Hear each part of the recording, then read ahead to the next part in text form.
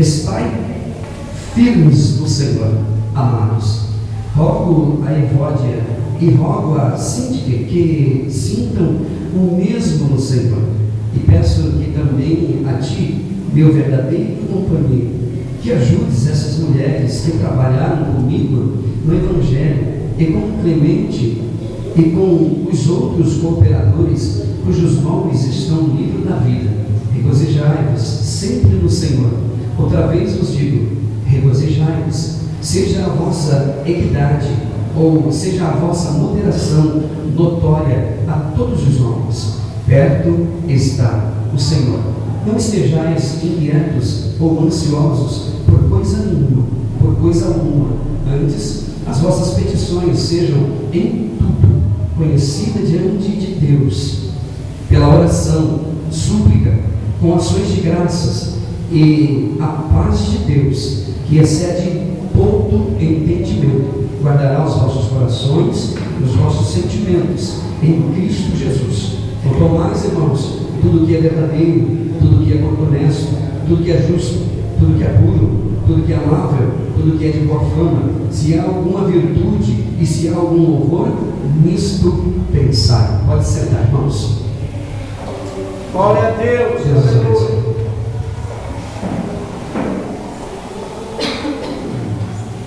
Irmãos, eu tenho percebido, eu tenho notado que nesses últimos dias, eu não sei se são só nesses últimos dias, ou se sempre foi assim. Provavelmente, a história, ela nos reserva muitas coisas que estão ocultas e que muitos de nós não conhecemos, talvez por negligência nossa mesmo, ou por causa do tempo, da nossa correria, o dia a dia que a gente não tem percebido. Mas eu tenho percebido que nesses últimos dias há um esforço muito grande, há um esforço gigantesco, eu diria que um esforço montanhoso de pastores que estão insistindo e cativando e tentando até mesmo incentivar o teu povo, o povo das suas igrejas, em primeiro lugar, a estarem sempre presentes nos cultos, né? Sempre constantes nos cultos, buscando a Deus, porque isso faz bem para a saúde da alma deles. Outra coisa que eu tenho percebido é que há uma insistência muito grande com respeito às pessoas, incentivo, orientação. A gente está sempre orando, buscando sempre a Deus, seja na igreja ou seja em casa, não importa se é de madrugada, se é de tarde, de noite, ou meio-dia, não importa. Buscar sempre ao Senhor, estar sempre em oração, porque foi até Jesus quem disse: orai sem cessar, porque o Espírito ele está preparado, mas a carne ela é fraca. Então eu tenho visto uma insistência muito grande também de pastores a estarem orientando as suas igrejas, a estarem fazendo leituras diárias da palavra. São incansáveis os discursos. Irmão, leia a Bíblia. Irmão, pega a tua Bíblia em casa, não deixa encostada não. Fala com Deus, pega a tua palavra, a Bíblia Sagrada e leia. Há uma insistência, a gente se torna até chato. Ô pastor enjoado, meu Deus do céu. Ô pastor chato, de tanto ficar falando. E aí quando se trata então em falar de oferta e disso, é mais chato ainda, mais enjoado ainda.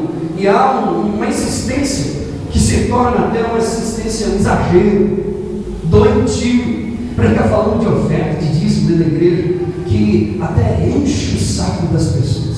E eu concordo, enche o saco mesmo, de tanto ficar falando de dinheiro, até parece que a igreja, ela está, o alicerce da igreja é dinheiro, de tanto que se fala nessa coisa que se tornou até nojento, de tanto que a gente ouve, tanto, tudo é dinheiro, dinheiro o tempo inteiro. E aí, mas há uma insistência que é salutar, isso é saudável, né? De estar insistindo com as pessoas, delas estarem orando, lendo a Bíblia, estarem presentes na igreja, fazendo um propósito com Deus, diante do altar do Senhor. E por que esse exagero? Porque há uma insistência muito grande e visível, patente, diante de todas as igrejas, porque essa insistência todinha. Eu me lembro de Paulo, quando ele está escrevendo uma das cartas dele, que é a carta que ele escreve aos Filipenses, aliás, ao povo de Éfeso, a igreja de Éfeso, ele, quando chega no capítulo de número 6, ele diz assim, no versículo de número 10, é um pesado. Ele diz assim: olha, no demais, irmãos meus, ele está falando, ele está instruindo a igreja, ele está orientando a igreja a estar presente na casa do Senhor, a estar diante do altar de Deus. E quando chega no capítulo 6 e no versículo de número 10, ele diz assim: no demais, isso as outras coisas que eu tenho para dizer, eu vou terminar por aqui dizendo: no demais, irmãos meus, fortalecei-vos do Senhor na força do seu poder, revesti-vos de toda a armadura de Deus, a fim de que possais estar firmes contra as astutas ciladas do diabo. E ele diz assim: porque nós não temos que lutar contra a carne nem sangue, a nossa luta é contra os principados, as potestades e contra as hostes celestiais da maldade. Quando ele está terminando essa relação e essa instrução para a igreja, ele termina dizendo: olha, depois de fazendo tudo isso, e tendo feito tudo isso que eu acabei de instruir vocês, de orientar vocês, tendo feito tudo isso, permanecei firmes no Senhor. Depois de você ter se revestido, depois de você ter orado, buscado, colocado o capacete da salvação, a sandália da salvação, toda a armadura de Deus, depois que você fez tudo que eu estou orientando você, a última coisa que você deve fazer é permanecer firme na presença de Deus. Eu gostaria, hoje, eu não quero ser enjoado, mas eu preciso dizer algumas coisas aqui para você, e eu tenho certeza que vai fazer bem para a tua alma, vai ser saúde para os teus ossos, é medula para os seus ossos, saúde para o teu umbigo, como a Bíblia diz. E eu preciso de falar algo aqui que Deus colocou no meu coração. Eu vejo que Paulo, ele é um homem que se torna, para muitos que leem constantemente a Bíblia Sagrada, ele se torna até chato, por assim dizer, de tanto que ele insiste, que ele está falando de permanecer no Senhor, estar firme no Senhor, presente no Senhor, estar sempre constante. E eu gostaria de falar exatamente sobre isso. Eu gostaria de falar a respeito da inconstância e os seus efeitos elásticos, porque há uma inconstância muito grande na igreja no geral, na igreja de Cristo, e não é só de membro de igreja, não, é de pastores, de obreiro, de presbítero, de apóstolo, de ancião, seja quem for. Há uma inconstância muito grande devido possivelmente às fraquezas, às lutas do dia a dia. E aí eu fico vendo e percebendo que Paulo, ele sempre, quase que sempre, quando está instruindo a igreja, ele diz: olha, tendo feito tudo isso, permanecei firme no Senhor. E tendo feito tudo isso que eu estou orientando, permanecei firmes no Senhor. E aí, às vezes eu fico observando quantas das vezes nós começamos um regime e não terminamos. Nós começamos a fazer uma caminhada e não terminamos. A gente começa a fazer um curso, seja na faculdade ou no cursinho, no Senai, e não terminamos. Muitos de nós começamos a fazer uma reforma na nossa casa e vai se arrastando.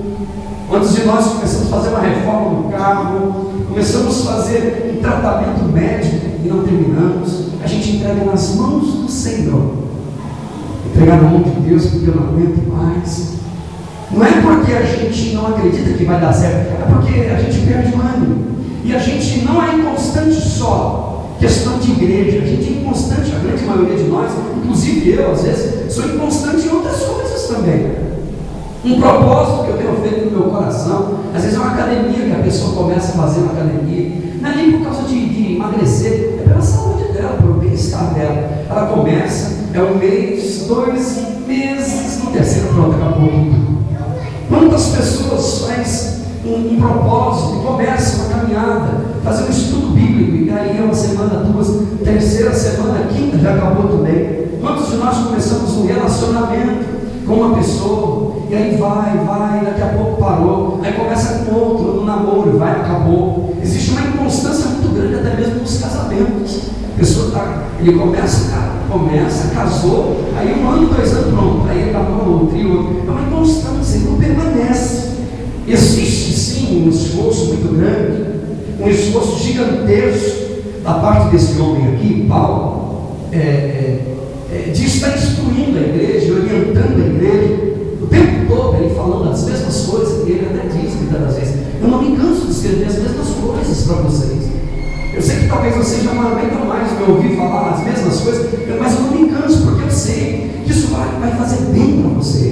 E aí Paulo diz assim: eu preciso de orientar vocês a respeito da vida. E aí eu fiquei observando, e eu fiquei olhando, e pedindo a Deus uma orientação para essa noite de hoje. Por que é que Paulo insistia tanto? Por que é que o Espírito de Deus, através da pessoa de Paulo, insistia tanto para as pessoas permanecerem no Senhor, estarem ali sempre firmes e constantes no Senhor? Porque é que havia uma insistência muito grande de Paulo de ficar falando todo dia a mesma coisa, e falando: fica firme, não sai da presença de Deus, permaneça firme, tem um propósito no coração, permaneça firme em primeiro lugar. Sabe por quê? Essa insistência gigantesca no coração de Paulo, de ficar falando para a igreja permanecer firme no Senhor. Sabe por quê? Primeiríssimo lugar, porque a alegria produzida pelo mundo, a alegria produzida por este mundo, ela é ilusória, ela é azeda, fantasiosa, frágil e maldita.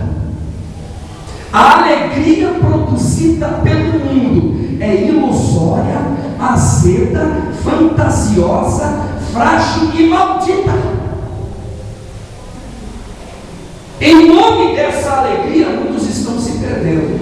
Leia o texto que nós acabamos de ler, Filipenses capítulo 4, se você não fechou a Bíblia. Diz assim, versículo 1, capítulo 4, versículo 1: portanto, meus amados e muito queridos irmãos, a minha alegria e coroa,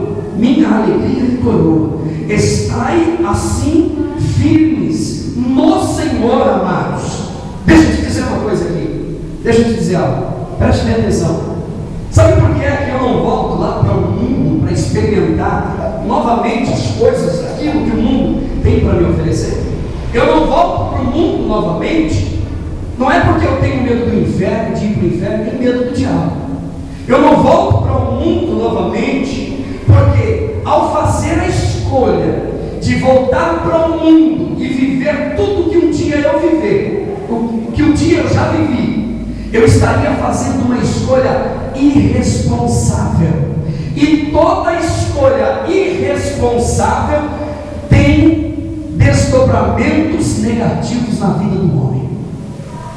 Eu não volto para o mundo, não é que eu estou com medo do diabo, eu não estou com medo do macumbeiro, do feiticeiro, não é isso. Eu não volto para o mundo porque voltar e viver no mundo é viver uma vida irresponsável e incompetente. Eu não volto de novo para a porta do bar, para o jogo como antes, não é porque eu tenho medo do inferno, não é porque eu tenho medo do diabo. Eu não volto para o mundo novamente, para a porta do bar, para o jogo, primeiríssimo lugar, porque eu dou muito valor ao suor do meu rosto. Segundo lugar, a Bíblia diz que eu não devo gastar dinheiro com aquilo que não é pão. Toda escolha tem desdobramentos no mundo espiritual, seja ela positiva ou negativa. Terceiro lugar, sabe por que eu não volto para o mundo? Porque as minhas decisões, elas determinam o meu futuro e também o meu destino. Tudo que eu escolho aqui agora, as escolhas que eu faço hoje, tem desdobramentos amanhã.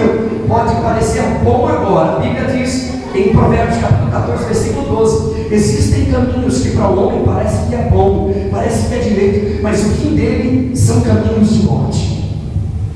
Outra coisa, sabe por que eu não volto para o mundo novamente? Porque a Bíblia diz que eu devo fugir da aparência do mal. Às vezes eu olho para algo e penso: será que é bom ou não? Na dúvida, eu fujo. Eu devo fugir daquilo que parece mal, quanto mais daquilo que é mal. Aquilo que pode, aos olhos dos homens, me prejudicar, aquilo que parece, diante da mensagem da Bíblia Sagrada, é a aparência do mal, traz em si, no seu organismo, alguma coisa que pode me prejudicar, eu fujo e corro. Você sabe por quê? Que eu não trago a minha esposa? Não porque eu sou pastor e pastor não pode fazer isso. Se é pastor, você não pode. Ah, é?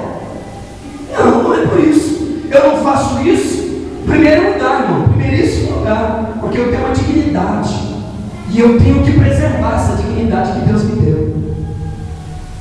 Segundo lugar, eu não faço isso porque eu tenho uma aliança com ela, e essa aliança precisa de ser preservada. Tem uma aliança que foi feita entre eu e ela. Em terceiro lugar, eu a amo e a respeito.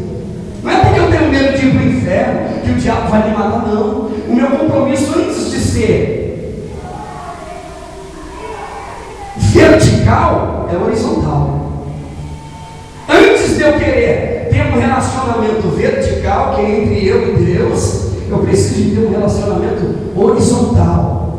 E esse relacionamento é contabilizado por Deus. Você sabe por que eu não traio minha esposa? Porque eu tenho uma filha e quero que ela olhe para mim e tenha orgulho do pai que ela tem. Eu não estou com medo do diabo. O diabo, irmão, ele já está vencido pelo sangue do Cordeiro. Eu tenho o nome de Jesus na minha vida e tenho que preservá-lo também. Deixa eu te dizer uma coisa. Sabe por que eu não faço isso e tantas outras coisas mais? Não volto para a porta do bar, não volto para o mundo novamente. Não é porque eu sou pastor. Sabe por quê? Porque eu não quero entristecer o coração do amante da minha alma, do meu Senhor que me chamou, que me resgatou. Eu quero fazer com que o Senhor olhe para mim e diga: neste daqui eu confio, nele eu boto fé nele. A Bíblia Sagrada nos diz que ai daquele que destruiu o templo do Espírito Santo. A Bíblia Sagrada diz que nós não devemos nos conformar com este mundo, irmão. Romanos capítulo 12: e não vos conformeis com este mundo, mas transformai a vossa mente, o vosso entendimento, pela renovação da vossa mente e do vosso entendimento. Não tome a forma desse mundo, o modelo desse mundo, porque a alegria desse mundo é ilusória, é azeda, fantasiosa, frágil e maldita. Maldita por quê? Porque o fim dessa alegria produzida pelo mundo é o inferno. Você vai ser tomado de si mesmo. Você sabe por que eu não tento ganhar dinheiro fácil? Não é porque eu não sei, eu sei. Eu não faço isso não é porque eu tenho medo da polícia, que eu vou para a cadeia. Eu não faço isso porque eu não tenho direito como cidadão de assim fazê-lo. A Bíblia Sagrada diz, irmão, que quem planta vento colhe tempestade. Eu preciso de plantar uma semente aqui hoje, a fim de que eu venha colher ela amanhã. Outra coisa, você sabe por que eu não vou para o mundo e tentar uma vida para ganhar dinheiro rápido e fácil? Porque tudo que vem rápido e fácil vai embora fácil também. Sabe por que eu não faço isso? Porque a Bíblia Sagrada diz em Lucas capítulo 12, versículo 2, que não existe nada, não há nada encoberto que não seja revelado, e nem oculto que não seja sabido. Não tem nada oculto que não seja revelado, irmão. Não tem absolutamente nada encoberto que não haja de ser descoberto. Todas as coisas, diz a Bíblia, estão nuas e patentes diante dos olhos daquele a quem havemos de prestar conta. Querido, permaneça presente na casa de Deus, que você vai ver que o que Deus tem para você é bem melhor. É muito melhor. Diante dos olhos de Deus nada escapa. Porque é que a alegria deste mundo é azeda, é ilusória, é frágil, fantasiosa, maldita. Por quê? Sabe por quê? Porque ela é temporal. Ela é temporal. Isso é, ela passa, é só por um tempo. A alegria produzida pelo mundo é o forró, é a música, é a droga, é a bebida, é as baladas. Isso daí produz alegria, produz, é verdade. É verdade. Produz alegria. Agora, essa alegria é maldita, porque o fim dela é a morte. Agora, existe uma alegria, tem uma alegria que é eterna. Ela é eterna e esta só Jesus pode dar, irmão, só Ele. Só Jesus pode dar a verdadeira alegria para o homem. O homem, por mais que ele corra, por mais que ele fuja, Jesus disse em Lucas capítulo 6, versículo 23 em diante, ele diz que a alegria produzida pelo mundo é maldita. Maldita. A alegria autêntica, preste atenção, a alegria autêntica e verdadeira só pode ser encontrada na fonte, e essa fonte tem um nome, irmão, é o nome de Jesus. Só Ele é a alegria que é produzida pela vida de Deus, na vida da gente. Alguém já dizia, eu vou repetir isso aqui, alguém já dizia que você pode ter nascido na igreja, ser criado na igreja, ser ensinado na igreja, ser batizado dentro da igreja, morrer dentro da igreja, ser sepultado dentro da igreja e acordar dentro do inferno. Se você não nascer de novo, irmão, é só Jesus que pode salvar o homem. Aleluia. Só Deus pode mudar a vida de todo e qualquer ser humano. Paulo, ele está orientando a igreja, louvado seja Deus. Paulo está orientando a igreja desse modo, porque a sua vida e a sua caminhada é uma carta aberta. A sua caminhada com Deus é uma carta aberta. Eu conheci um rapaz que ele sempre dizia assim para mim: Sérgio, a minha vida é um livro aberto com muitas páginas arrancadas. Esse daqui não, a vida dele é transparente. A vida dele, se podia abrir, olhar para Paulo e ver nele a pessoa de Jesus. Assim como Jesus dizia, aliás, é Tiago que diz, se não me falha a memória, que se alguém diz ser seu discípulo, deve andar como ele andou, andar da maneira que ele andou. E a vida desse homem, Paulo, sofre influências tamanho que a sua vida é uma carta aberta, não tem nada para esconder, irmão. Não tem nada que ficar chichando pelos cantos, não precisa de esconder nada, pode ver, olha, pode olhar, não tem problema nenhum. E se tem, eu pude sangue do Cordeiro na minha vida, existe alguém que está do meu lado, que me ajuda nessa caminhada. Paulo, enquanto ele escreve isso aqui, quando ele está orientando a igreja a permanecer firme no Senhor, de dois um, ou ele está acorrentado, um outro soldado que era a cultura da época, existia algema, e a algema era colocada no Paulo e no prisioneiro e no soldado. Paulo não arredava um pé, tinha que levar o soldado junto com ele. Aonde ele ia, estava algemado ao soldado. E Paulo está escrevendo e dizendo: permanecer firme no Senhor. Ou ele está acorrentado num soldado, ou no mínimo o soldado está atrás dele, sombra dele o tempo todo. Onde vai Paulo, o soldado vai atrás. Paulo vai para cá, ele vai atrás, o tempo inteiro. Está dentro de uma cadeia e ele não está reclamando da vida. Pelo contrário, ainda assim ele permanece fiel e cativando o povo a permanecerem firmes, constantes e inabaláveis no Senhor. Você pode glorificar o nome do Senhor, irmão? Porque Deus dá condição para a gente sobreviver diante da vida, irmão. Deus tem poder para isso. Não são as condições que nós estamos vivendo que diz se a gente vai continuar com Deus ou não. O que diz se a gente vai continuar com Deus ou não é a maneira com que a gente lida com a vida. A maneira com que você lida com a vida é a maneira com que a vida vai lidar com você. Eu sempre digo isso, irmãos, na Bíblia Sagrada, mandamentos não são obrigações. Na Bíblia Sagrada, mandamentos não são obrigações e muito menos imposições. Eu não faço porque eu devo que fazer, eu tenho que fazer, não. Mandamentos não são imposições e muito menos obrigações, são conselhos de um pai amoroso e bom que nos quer bem e que sabe se a gente continuar nesse caminho, no caminho errado, no caminho que o mundo tem para dar, a gente acaba no inferno, a gente acaba se perdendo na vida. Por diversas vezes o Senhor disse a Israel: ah, se o meu povo me ouvisse, ah, se o meu povo me ouvisse, escutasse os conselhos que eu tenho dado para eles. Nessa igreja aqui, irmão, na carta que Paulo escreve aos Filipenses, havia várias condições em Filipos, várias. Primeiro, havia uma atmosfera pagã e consumista, gigantesca. Segundo lugar, havia uma pressão da oposição religiosa. Terceiro lugar, havia uma opressão maligna constantemente agindo contra aquela igreja, o tempo inteiro. E havia também conflitos internos, pessoas que brigavam consigo mesmo, que lutavam dentro de si mesmo, pesadelo, visão noturna, inquietações dentro de si mesmo. Escute, mulheres, havia mulheres em Filipos que Paulo as considerava como homens. Tamanho era o envolvimento dessas mulheres na obra de Deus, irmão. Tamanho era o envolvimento dessas mulheres. Quando Paulo se refere a um companheiro dele, que ele está escrevendo aqui, nesse texto que a gente acabou de ler, quando ele se refere a esse companheiro, que ele não cita o nome, ele diz assim: olha, tem um companheiro meu, esse companheiro é companheiro de trabalho. Ele diz assim, e no original o trabalho é jugo. Este companheiro é companheiro de jugo. Ele não está pegando carona, ele não está pegando rabeira, não, ele está junto com Paulo, se dando pela causa, ele está investindo no mesmo propósito, no mesmo projeto. Querido, o que Deus tem para a vida da gente é muito maior do que a gente imagina, irmão. É muito maior e muito melhor. Deixa eu te dizer, por isso que Paulo insiste em dizer: permanecei firmes e não cedam em nada. Permanecei firmes e não cedam em absolutamente nada. Recebe essa palavra no teu coração, irmão. Permanecei firme e não cedam em nada. Aleluia. Se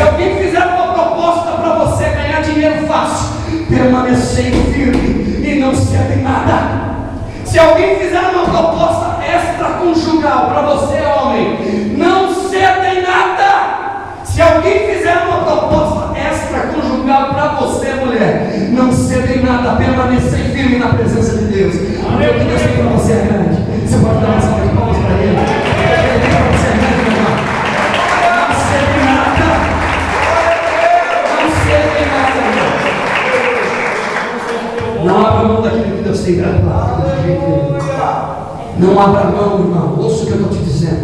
Não abra mão do que Deus tem para você. Porque o que Deus tem para você é muito maior do que você imagina. Querido, deixa eu te dizer, eu preciso registrar isso aqui hoje.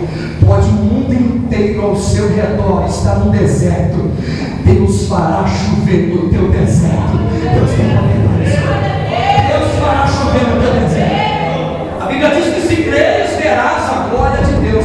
Porém, permanecei firme e não ceda em nada. Não ceda em área nenhuma da tua vida. Não sai da palavra, irmão. Examine. Se sair fora da palavra, não aceite. Deus vai abrir outra porta para você. Deus vai te honrar em outro lugar. E o nome do Senhor vai ser glorificado na tua vida. Não ceda em nada, irmão. Permaneça na presença de Deus. E aí Paulo diz assim: vocês têm que permanecer firmes, mas não é em vocês mesmos. Permanecei firmes no Senhor. Porque você não consegue sozinho. Você não tem capacidade para vencer o mundo, não. Só Jesus, só o Espírito Santo, só a palavra. Permanecei firmes no Senhor. E aí sim, você vai ver o que Deus pode fazer na tua vida. Primeiríssimo lugar, a alegria desse mundo é ilusória, azeda, fantasiosa, frágil e maldita.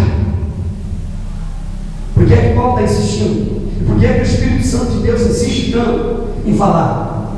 Segundo lugar, sabe por quê?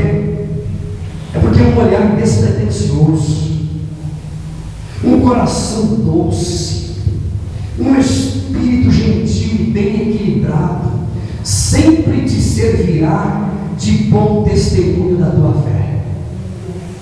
Vamos para o texto? Versículo número 5, vamos pular. Seja a vossa moderação notória de todos os homens. Eu vou repetir. Seja a vossa moderação notória diante de todos os homens. Um olhar despretensioso, desinteressado. Já viu aquelas pessoas que só se relacionam com a outra interessada em alguma coisa?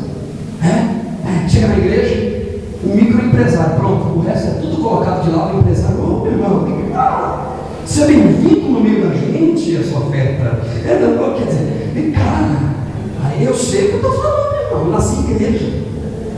Igual o empresário, pronto, ele é chamado, vem na minha casa para a gente comer uma pizza, para a gente almoçar. Aí a igreja agora tomou o resto, mas não, o microempresário, o super mega empresário, agora é em primeiro lugar. Já ele vai ser levantado, obreiro, apóstolo na igreja, já, para não perder ele, já, porque ele é bom no negócio. Só que não tem chamado, às vezes estraga a pessoa. Às vezes Deus até trouxe a pessoa para a igreja, mas é para contribuir, para ajudar, mas não é para levantar em nada. Mas aquele desejo, aquela vontade toda. Alguém já dizia que um espírito calmo e tranquilo pode tranquilizar almas agitadas. Um coração, um olhar despretensioso, um coração doce, um espírito gentil e bem equilibrado sempre nos servirá de propaganda da nossa fé. Não precisa de falar, eu sou crente, eu sou humilde, irmão, eu sou muito humilde. Pronto, já deixou de ser humilde, já deixou de ser humilde. Não, eu quando faço, comigo a minha palavra tem tudo. Pronto, já deixou de ser humilde, já atrapalhou tudo. E quando a Bíblia Sagrada nos diz, o que Paulo está dizendo aqui, que a nossa moderação seja conhecida de todos os homens, o que Paulo está dizendo é que o indivíduo que tem o seu temperamento verdadeiramente controlado pelo Espírito Santo jamais entrará em disputas e em contendas. É o que ele está dizendo aqui no texto. Porque os desejos dele são controlados pelo Espírito Santo. O que ele olha, a maneira com que ele olha, é um olhar despretensioso. Ele não está com intenção, ele quer amizade com a pessoa. Ele não quer o que a pessoa tem, ele quer a pessoa. Ele quer a amizade com ela. Deixa eu te dizer, dentro do meu lar, o Espírito de Deus precisa reinar, irmão. Dentro da minha casa lá, a bandeira de Cristo tem que ser erguida dentro daquela casa. O Espírito de Deus tem que ter a primazia. Logo de manhã, quando acordar, prioridade, Deus, prioridade, Deus, prioridade, Deus. Coloca Deus na tua frente, você vai ver que a tua vida vai mudar. Eu tenho certeza disso. Tudo que você fizer, fala com Deus, você vai ver que as coisas podem mudar dentro da tua casa. A começar lá dentro. A Bíblia diz em Provérbios, capítulo de número 15, e o versículo de número 1, que uma resposta branda, ela acalma toda a ira. Alguém já dizia que cristianismo é um doce chamado a uma doce revolução neste mundo cemitério. Cristianismo é um chamado a doce revolução, não uma revolução de Che Guevara, não, aquela não, uma revolução doce neste mundo cemitério. Esse homem, Paulo, tem orgulho da igreja, do tipo de igreja que ele está produzindo, que ele está gerando. Sabe por quê? Porque não tem crentes tendenciosos, pretensiosos, desejosos pelo que é do outro, para tomar o lugar do outro. Não tem crente que é tendencioso, contendeiro, imaturo, infantil, não. Tem gente madura. Paulo está longe da igreja, e ele ouviu falar que a igreja permanece firme, constante, todo mundo junto na presença do Senhor. Aleluia. Crente tendencioso é um perigo, irmão. Crente tendencioso em contender é um veneno para a igreja. Eu espero que muita gente me veja e saiba e ouça o que eu estou ouvindo aqui, o que eu estou falando aqui. Crente contendeiro, tendencioso, precisa de passar pela mão de Deus para começar de novo, descer na casa do oleiro e Deus amassar ele, quebrar ele todinho e começar do zero. Há uma necessidade disso. São crentes que estão aqui firmes no Senhor, que se dão pela causa, a despeito de Paulo estar presente ou estar ausente. Eles estão presentes na casa de Deus, firmes no Senhor, porque eles têm um alvo e um ideal, irmão. Já desse eu estava vendo uma foto na internet. Tinha uma serpente, desenho de uma cobra. Só que a cobra estava de aparelho dentário e dando um sorriso assim. Mas estava bonita, a serpente estava jóia. E a frase estava embaixo assim: de que adianta mudar o seu sorriso se o teu veneno continua o mesmo? Tem muita gente que continua destilando o veneninho de um lado, do outro, de uma maneira ou de outra. Queridos, deixa eu te dizer uma coisa. Deus é soberano e está acima de todas as coisas. Em suas mãos habita todo o poder. Guarda isso no teu coração. Deus tem o controle de todas, absolutamente todas as coisas. Pode dormir tranquilo, que Deus vai cuidar de você, Deus vai guardar você, a tua família está na mão de Deus. Entrega na mão de Deus, você vai ver o que Deus pode fazer. Deixa eu te dizer, perguntaram para Paulo, como que a gente vai fazer? Como é possível permanecermos firmes no Senhor em meio a tanta tribulação? Sabe o que Paulo responde? Sabe o que ele diz? Regozijai-vos no Senhor. A resposta para a sua pergunta: como que eu vou ficar feliz, pastor? Como é que pode? Isso não está na minha pele. Paulo diz: regozijai-vos no Senhor. E ele diz ainda mais: regozijai-vos sempre no Senhor. Por quê? Porque é no Senhor, irmão. Coloca a tua mente em Deus, alimenta a tua mente com coisas boas. A Bíblia diz: eu quero trazer à memória aquilo que me dá esperança. Para de pensar em morte, desgraça. Para de pensar nessas coisas. Desliga aquela televisão, fala com Deus, dobra o teu joelho, leia a Bíblia, ora, busca Deus. Você vai ver que a tua vida muda. Você vai ter saúde no corpo e saúde na alma. Saúde no corpo e saúde na alma. Permita-me eu lhe dizer uma coisa nessa noite: as suas lutas e as suas adversidades não são maiores do que Deus. O teu Deus é eterno, as tuas lutas não são. O teu Deus é poderoso, as tuas lutas não são. O teu Deus reina, as suas lutas não reinam. Elas passarão. O teu Deus está no controle de todas as coisas. As tuas lutas não estão. Deixa Deus dominar a tua vida. Deixa Deus controlar a tua vida. Você vai ver que a tua vida muda. Alguém já dizia que nada absolutamente nada que é externo ao homem pode destruir a vida dele. Isto é, não é luta, não é a adversidade que destrói a gente, é a maneira com que a gente lida com as lutas e com as adversidades. É verdade. É a maneira com que a gente trata com aquela luta. São probleminhas pequenininhos que a gente faz dele uma montanha, uma bola de neve. Eu me lembro que eu disse algo aqui alguns dias atrás, que a respeito de você estar futucando uma espinha e mexe mais, aquela espinha vira um tumor.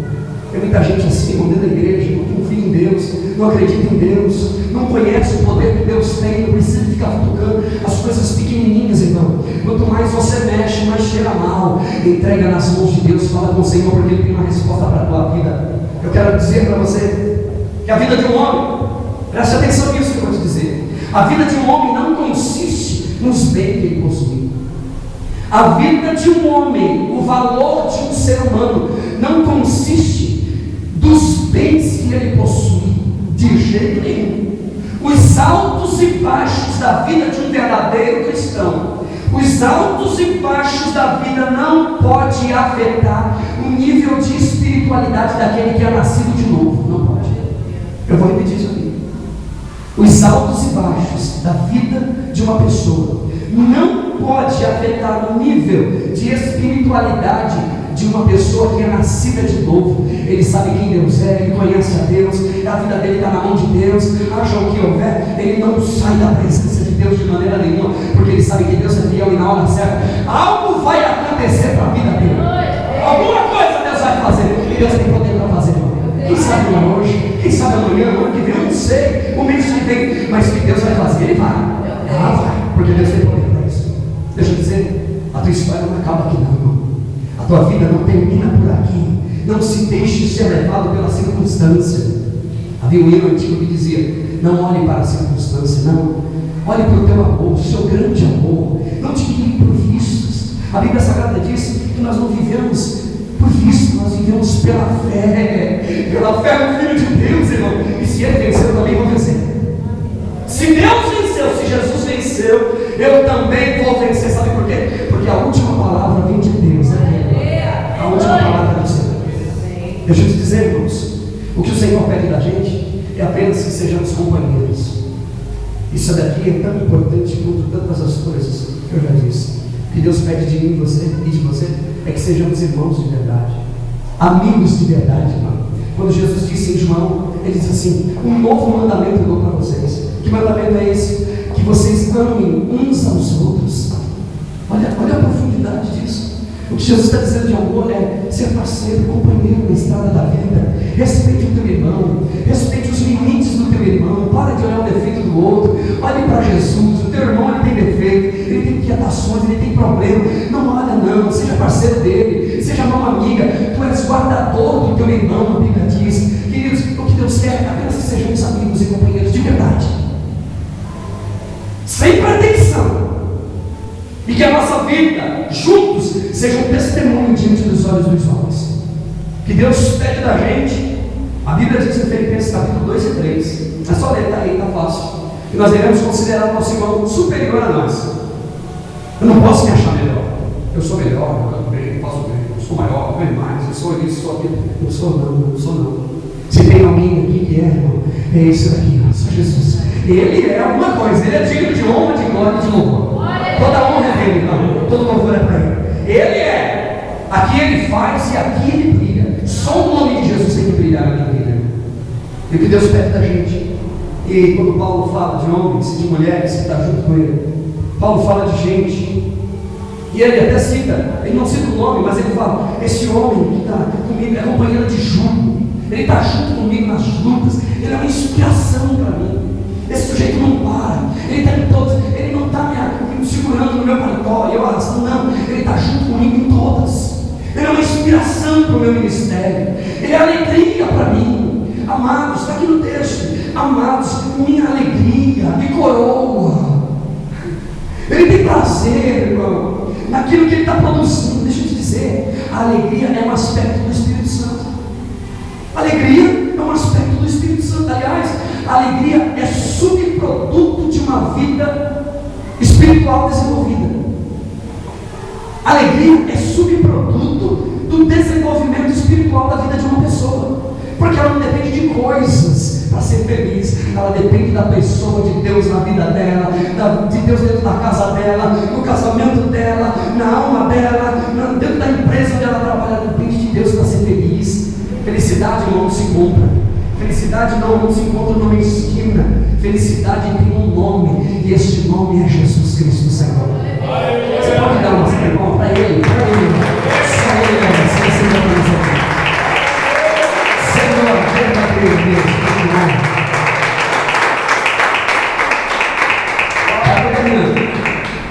Já estou terminando.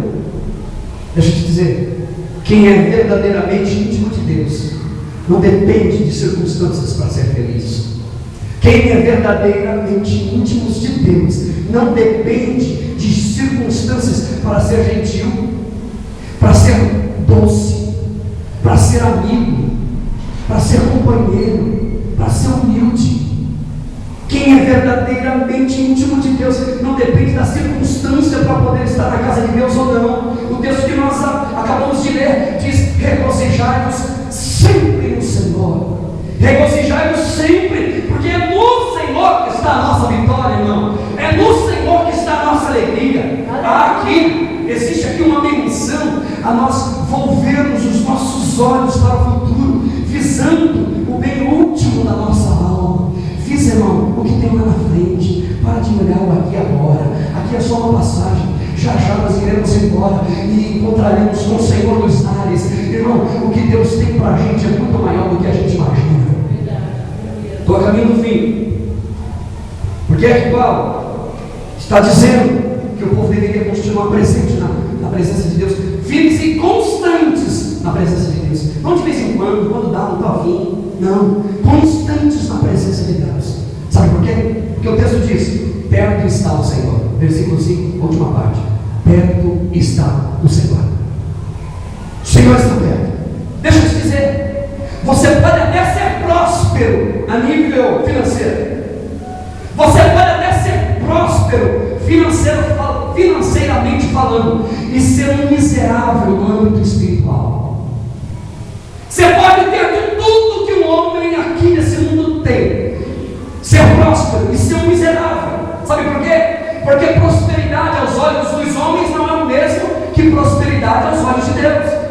Vida abundante aos olhos dos homens não é o mesmo que vida abundante aos olhos de Deus.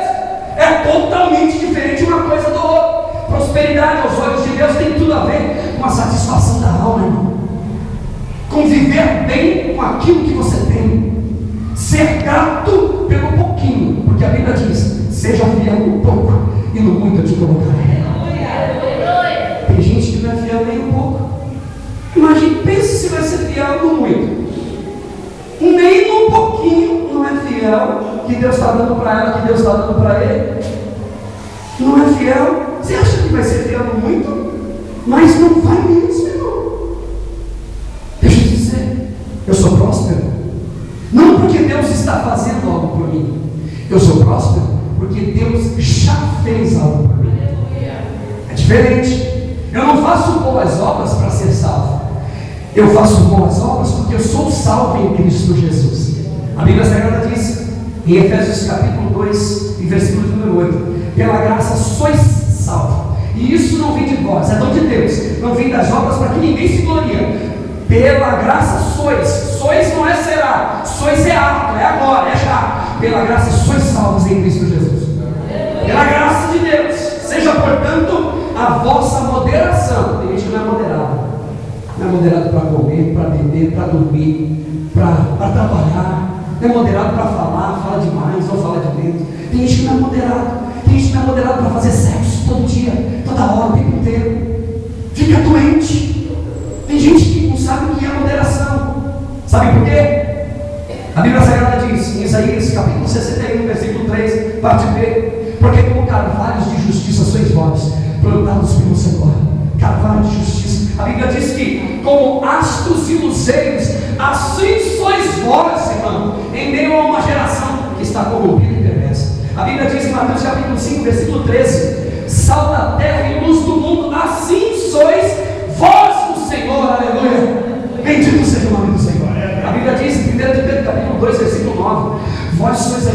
eleita, sacerdócio real, nação escolhida, adquirida por Deus, a fim de que vários anuncieis as grandezas daquele que te tirou das trevas para a sua maravilhosa luz. Assim sois vós do Senhor. Aleluia. Aleluia pela presença de Deus nesse lugar. Aleluia pela glória de Deus nesse lugar. A Bíblia diz em Efésios capítulo 5 e versículo de número 8: agora sois luz do Senhor. Aleluia. Sois luz do Senhor. Sois comprado pelo sangue do Cordeiro. A Bíblia Sagrada diz que havia uma cédula que era contra a minha vida e contra a tua. Ela foi gravada na cruz do Calvário. Eu sou comprado pelo sangue do Cordeiro. Sou chamado por Ele. E Deus tem uma obra na minha vida. E eu não vou desistir dela, porque vale a pena dar beleza. Vale a pena dar beleza. A Bíblia diz, 1 João capítulo 1, versículo 7. Diz assim: se andarmos na luz, como na luz Ele está, nós temos comunhão uns com os outros. E o sangue de Jesus Cristo, o seu Filho, Ele nos purifica de todo o pecado, todo. O que Deus pede da gente é que sejamos amigos, irmãos. Terceiro lugar, você deve ser terminar. Terceiro lugar, que é que Paulo insiste tanto na igreja, para permanecer firme e constante na presença de Deus, que nós somos chamados à consciência de quem Deus é, e também a desdemonização do sagrado. Deus. Versículo 6, 7, 8, não é? Não estejais inquietos por coisa nenhuma, antes as vossas petições sejam em tudo conhecidas diante de Deus, pela oração, pela súplica, pela ação de graça, e a paz de Deus, que excede todo entendimento, guardará os vossos corações, os vossos entendimentos em Cristo Jesus. Quanto mais, irmãos, tudo que é verdadeiro, tudo que é honesto, tudo que é justo, tudo que é puro, tudo que é amável, tudo que é de boa fama, se há alguma virtude, se há algum louvor, nisto pensai. Fomos chamados à consciência de quem Deus é. Irmãos, cristianismo não é um chamado à disciplina. Precisamos de nos disciplinarmos. Por muitas e muitas vezes Deus se lamentou, olhando para Israel, dizendo: ah, se o meu povo me ouvisse. Guarda essa palavra no teu coração. Ah, se o meu povo me ouvisse. Cristianismo é um chamado a desentupirmos a fossa da nossa vida e vivermos para Deus, irmão. A nossa vida precisa de ser uma carta aberta, ao ponto de todos olharem para nós e dizer, e nem não nós dizemos, mas os homens dizerem: ali tem um homem de Deus, ali tem uma mulher de Deus, ali tem uma igreja de Deus, vale a pena. O coração verdadeiramente agradecido não se dispõe de tempo para críticas e gratidões, irmão. Um coração verdadeiramente agradecido, nele reina a paz e não a guerra. Ele dorme tranquilo. Um coração verdadeiramente agradecido alimenta a sua mente com coisas boas, com aquilo que é bonito, aquilo que é amável. Deixa eu te dizer, não levanta suspeita de ninguém, irmão. Você não conhece a vida do outro. Não se importe com crítica de ninguém. Não se meta na vida de ninguém. Não se sinta aliviado pela desgraça do outro. Isso não é cristianismo, irmão. Deixa eu te terminar dizendo: a consciência de quem Deus é me diz que a sua correção é boa. Me corrige, Senhor. A consciência de quem Deus é me diz que a sua exortação é boa e fará produzir em mim amabilidade, compaixão ao próximo. A consciência de quem Deus é me diz que vale a pena andar com Ele e vale a pena receber a sua correção com um bom ânimo. Por quê? Por que isso? Porque quando o Senhor corrige é porque Ele ama. Se Ele ama é porque Ele corrige. Se Ele está corrigindo, dê glória a Deus, porque vale a pena andar com Deus. Deixa eu te dizer, se a consciência de quem Deus é diz que vale a pena e é bom ser corrigido por Deus, Senhor, corrige-me, por favor. Exorta-me, ó Deus. Bate-me com o teu chicote de amor.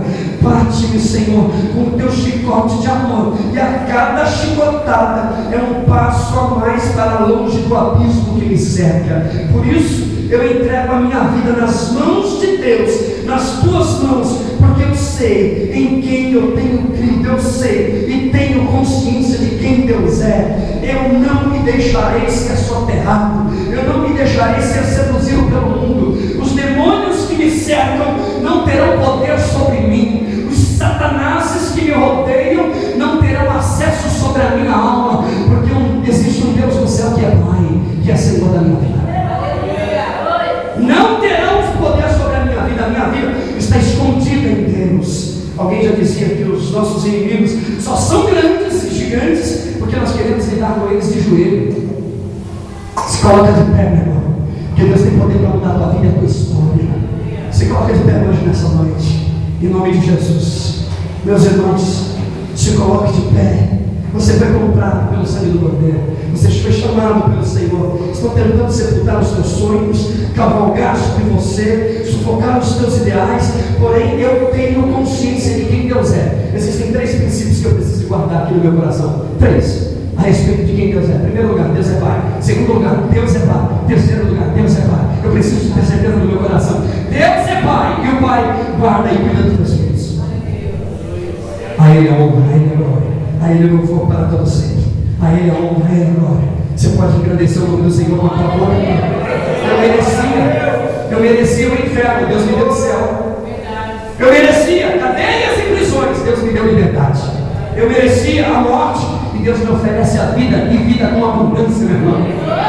Eu quero terminar dizendo, usando o texto que Paulo escreve, 1 Coríntios capítulo 15, versículo de número 58. Portanto, meus amados irmãos, sede firmes e constantes, sempre abundantes na obra do Senhor, sabendo de antemão que a tua obra, o trabalho das tuas mãos, tem uma recompensa.